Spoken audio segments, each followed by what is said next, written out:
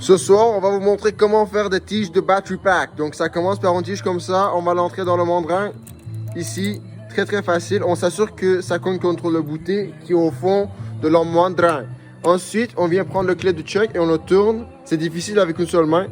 Il faut serrer très fort, sinon ça va tourner parce qu'on va tarauder en même setup.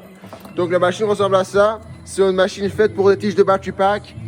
Il faut juste peser sur le bouton et Start. Ensuite, ça va commencer à manger de la matière. Vous regardez ça, les amis. Allez.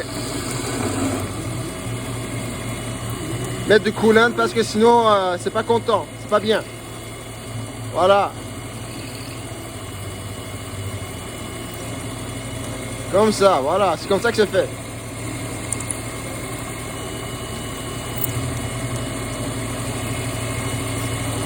Sans coolant, ça va pas percer.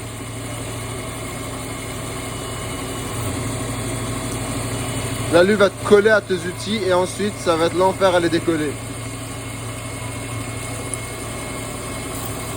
Et maintenant, l'étape le plus primordiale, c'est le taraudage. On va bourrer le trou avec du coolant. Et voilà, quand ça fait une hiss, ça veut dire que ça a bien fait sa job.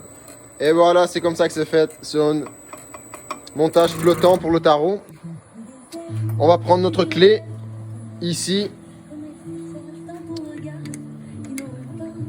Ouvrir ça.